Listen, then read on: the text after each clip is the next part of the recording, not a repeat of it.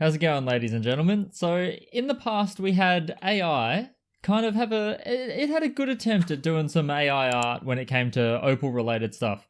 But lately, the biggest craze has been ChatGPT, which is like an AI that can write things for people.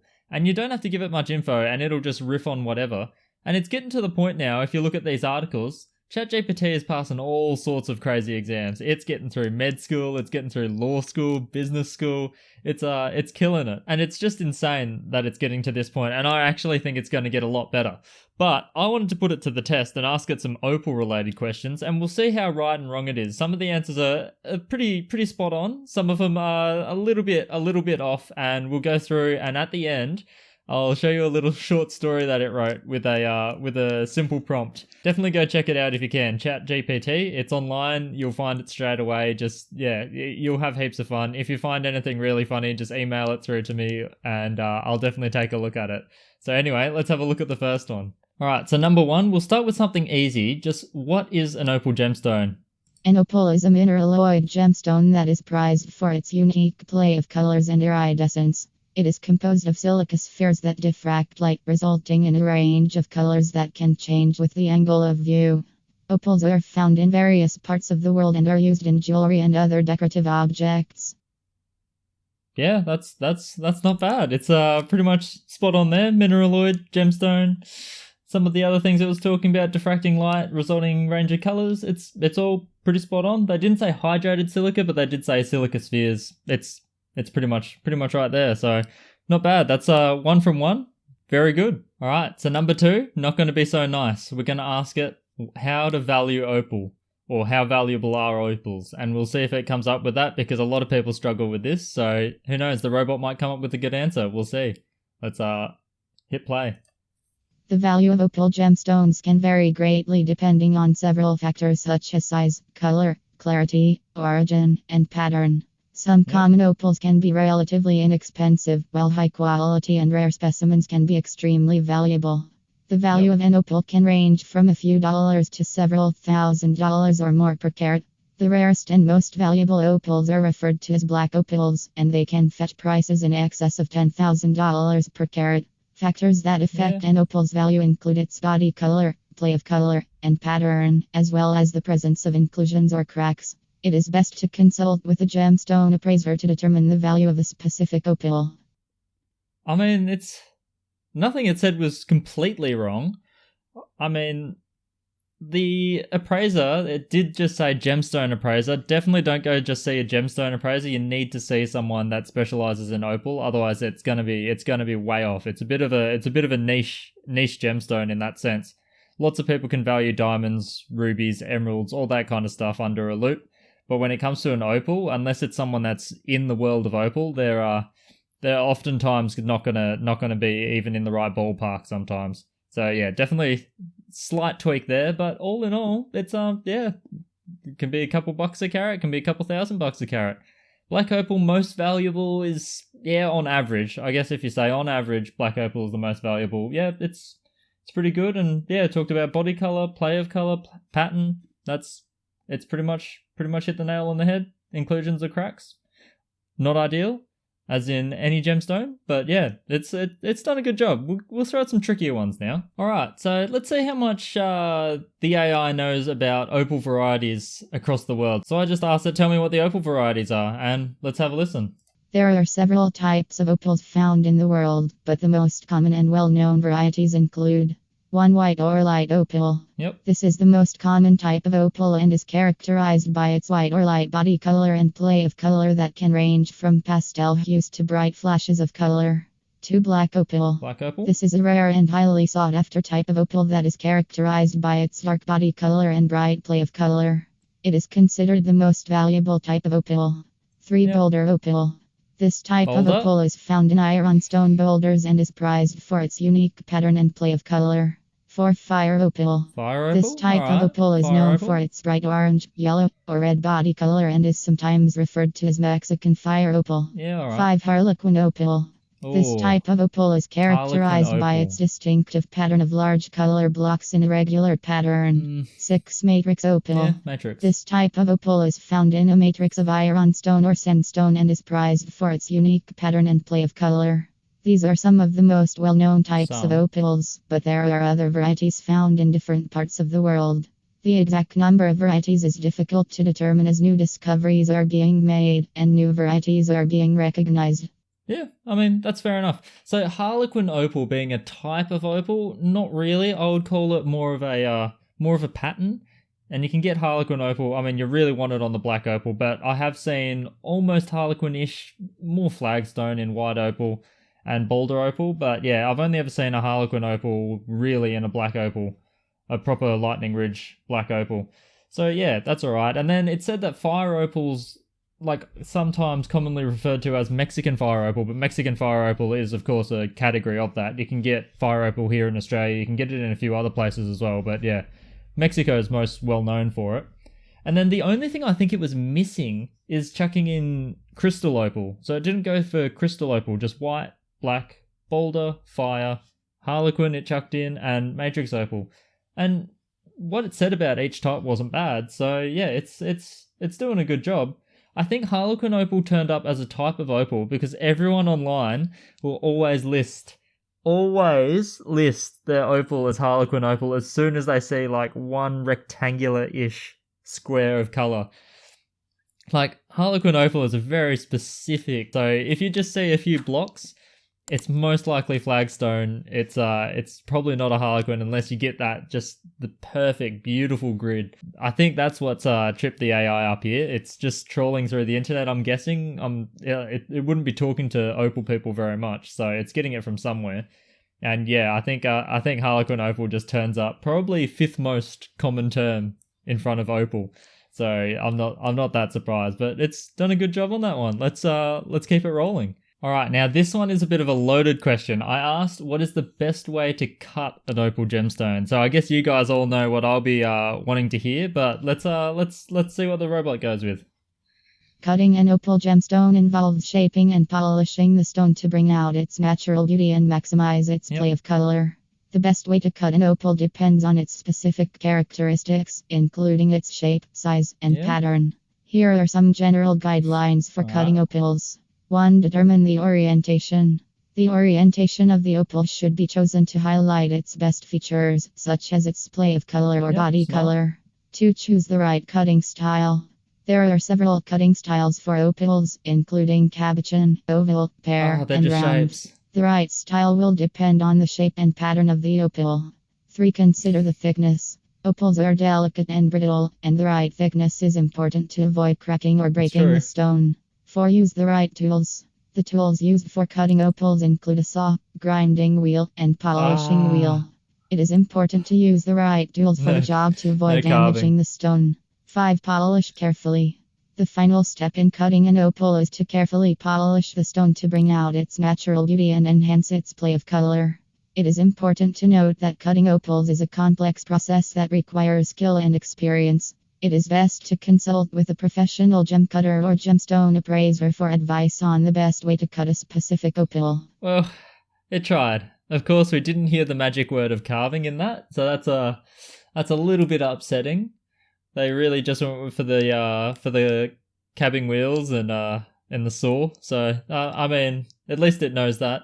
I didn't understand really the polish carefully thing. It didn't really talk about what it meant by that because the polishing, the final stage of it, is actually probably the easiest to get right as long as you've done the previous steps. The last part is actually really easy. So, yeah, it does require skill. I wouldn't say it's an overly complex process. I mean, you just scratches get smaller, stone gets shiny. It's not overly complex to understand. I guess it's a bit tricky to get used to when you're getting started. But yeah, all right. Let's move on to the next one. It didn't mention carving at all. Bit sad. All right, let's see if a robot can give us a good idea of how to tell if an opal is real or not. Here are some ways to tell if an opal is real. 1. Look for a play of color. Real opals will display a play of color, which is a characteristic iridescence that can change with the angle of view. To check the weight, real opals are relatively lightweight compared to other gems, and a Yeah. heavy stone may indicate that it is a fake. 3. Inspect the surface. Real opals have a smooth, even surface with no visible bubbles, while fake opals may have a rough or bumpy surface. 4. Alright. Test the stability. Real opals are relatively stable and can withstand normal wear and tear, while fake opals may crack or chip That's easily. true. They can be 5. more Check for brittle. doublets or triplets. Some fake opals are created by gluing together 2 or 3 layers of So it's calling materials, and doublets and these are triplets called fake. doublets or triplets. To check for this, look for a visible seam between the layers. 6. Use a loupe or microscope. An opal's Yeah, internal alright. structure can be viewed through magnification, and this can help distinguish a real opal from a fake one. 7. Consult with a professional. A professional gemologist or appraiser can use various techniques to determine if an opal is real, including spectroscopy, X-ray diffraction, and other methods. It is important to remember that there are many high-quality fake opals on the market that can be difficult to distinguish from real ones. It is best to consult with a professional to get a definitive answer. Well, on that last point, consult a professional. So a gemologist might have access to a something like an X-ray diffraction machine, like the one that I've got in the lab. But most appraisers probably aren't going to have that gear. I mean, the one I've got in the lab is, I mean, retail price. It goes for about 600,000 for all the accessories that I've got. I guess you could get away with maybe a really basic system for 200,000 at the cheapest. So I don't think many are going to have that. But the rest of the tips, yeah, I mean it's not too bad. I would never really relied on weighing an opal because a lot of the synthetics are actually they're still opal. They're just man-made. So they do have a very distinct play of color that just doesn't match up with real opal. So that's probably the best way to go.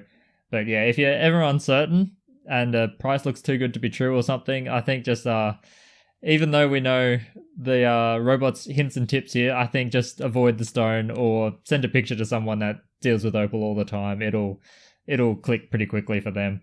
Sometimes you do need it in hand because some of the fakes are pretty good. And calling doublets and triplets fake opal is it's a bit harsh. It's a bit harsh. I mean, I'm not the biggest fan of triplets, but I would never call them a fake opal. I would just say it's a triplet. So yeah, it's a it's the robots speaking the truth, and it's yeah, pretty brutal about it, but that is what it is. Doublets and triplets are fake. Now the AI didn't actually pick up on opal carving just before, so this time I'm going to ask it directly whether opal carving is difficult. So let's hear what it has to say. Opal carving can be a challenging and complex process that requires specialized skills and tools. Yeah. Opals are relatively soft stones that are easily scratched and brittle, which makes them difficult to carve and shape. Additionally, the play of color within an opal can make it difficult to predict how the stone will look once it has been Meant to be. carved. Carving an opal requires a delicate touch and a good understanding of the stone's properties. Carvers must be mindful of the direction and angle at which they make cuts, as well as the overall shape and design of the piece. Improper cutting can result in the loss of color, cracking, or chipping. Opal carving also requires specialized tools, including diamond-tipped saws and burrs, as well as specialized techniques for polishing and finishing the stone. Overall, opal carving is considered to be a difficult and challenging process that requires specialized skills and knowledge. It is not recommended for inexperienced individuals, as mistakes can result in the loss of value or damage to the stone. Yes and no for that last part. Everything else leading up to that was perfectly fine. But I wouldn't discourage a beginner from getting in. It's just I would discourage a beginner from working on a absolute gem quality piece until they're ready. But it's you got everyone starts somewhere. Everyone's a beginner at some point in time, and then they know nothing. 10 years down the track, it's not a concern at all. You can work on the gems. But yeah, maybe I'd just discourage you from getting $1,000 single rough stone and then grinding it to dust. That's not ideal. That's definitely something to be avoided. But definitely start easy. Start on some lower quality stuff. Work your way up. Don't let the AI discourage you there. It's I should just redact that sentence at the end because it was doing really well. It was doing really well. I don't know. It really talks opal carving up to being pretty difficult, which it once you get started, it's really not overly complex and difficult. Specialized tools, I mean, I guess not everyone has sintered diamond burrs lying around or nova points, but they're not that special. So yeah, it's so far pretty spot on. Alright, now on the last two, we're starting to get a little bit silly. So I made an April Fool's video at one point, I think it was last year, on the powers, the mysterious powers of Opal. So I asked the robot whether it knew of any unique powers that the Opal has, and I've actually had a sneak peek at this one because I've put this into a text bot. But it's, yeah, the answer I was pleasantly surprised with. So let's check it out right now. In some cultures and belief systems, opals have been associated with various special powers or properties. However, these beliefs are not scientifically supported. For example, some people believe that opals can bring good luck, enhance creativity, and promote positive energy. Others believe that opals can help with emotional balance and promote healing. It's important to remember that these beliefs are based on superstition and tradition rather than scientific evidence. While opals can be beautiful and have aesthetic value, they do not have any inherent special powers. Whether or not an opal has special properties is a matter of personal belief and interpretation. Oh, don't do it to them. Don't put them down so harshly. Bloody hell. It's yeah, so it turns out ChatGPT is a woman of science. She is on the side of the science, and unfortunately for all of those believing in the metaphysical properties and stuff, yeah, it's not backed by science, and so the robot is paying it no attention at all. It's aware of it. It's aware that people say this stuff, but it's not buying a bar of it. It's not taking any of that on board. So yeah, I was really happy with that. And now we've got the grand finale. Oh, so I made the chatbot just write up a short story. So let's have a listen to this. It's pretty mental. So this final little story, saving the best till last, is the only prompt I gave it is write a short story about Roy's Rocks carving the opal gemstone of a lifetime. And yeah, I'll try not to laugh throughout the video, but we'll play it now and see what you guys think. It's come up with quite a story. Roy was a rock carver who had been searching for the perfect stone to carve for years. He had always been fascinated by the beauty of opals and the way they seemed to change color when the light hit them just right. One day, while exploring a remote area, he stumbled upon a small hill covered in shimmering rocks. Excited, he dug deeper and found a large opal that was unlike anything he had ever seen before. Over the next few weeks, Roy carefully carved the opal, letting its natural beauty guide his hand. The end result was a stunning piece of art that captured the essence of the stone. It glimmered and sparkled in the light, revealing its many hues of blue, green, and pink. Roy took the piece to a gemstone appraiser, who was amazed by the quality and beauty of the opal. The appraiser told Roy that he had carved the opal gemstone of a lifetime, and that it was worth a fortune. Roy was overjoyed and couldn't believe his luck. He sold the opal to a wealthy collector and used the money to open his own rock carving studio.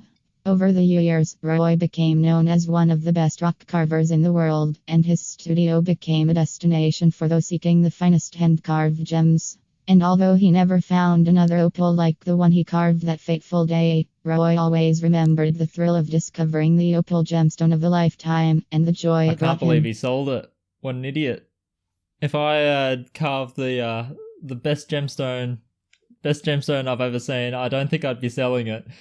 Oh, and that's, I mean, I don't think I'm ever going to become the best carver in the world or anything, but it's really wound me up there. It's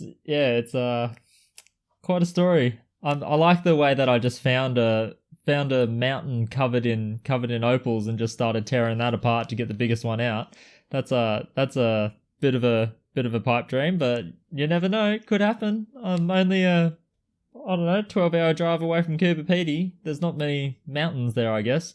Maybe it's saying that I've just got to go scrap around, go noodling in one of the Blacklighters discards piles, and maybe they threw out the opal gemstone of a lifetime, but I highly doubt it. But yeah, with closing out on that story, I'm gonna go try find a mountain of opals and carve the gem of a lifetime. So if that happens, you'll be the first ones to see it, and I'm sure I'll share it.